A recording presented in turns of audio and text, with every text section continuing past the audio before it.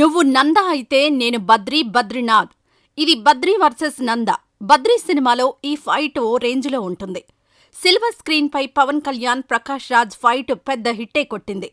ఇక political pitch పై కూడా ఈ ఇద్దరి సెటైర్లు, కౌంటర్లతో విరుచుకుపడుతుంటారు.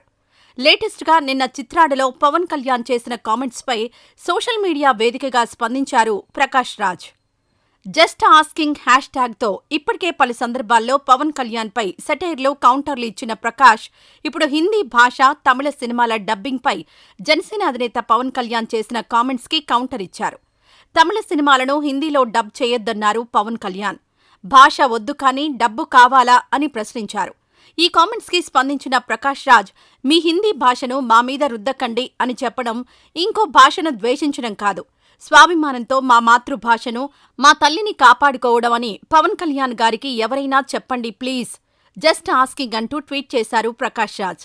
అయితే ట్విట్టర్లో ప్రకాష్ రాజ్ పెట్టిన పోస్టుకు కొందరు అనుకూలంగా కామెంట్స్ పెడుతుంటే మరికొందరు ప్రకాష్ రాజ్ను టార్గెట్ చేసి కామెంట్లలో ఫైర్ అవుతున్నారు.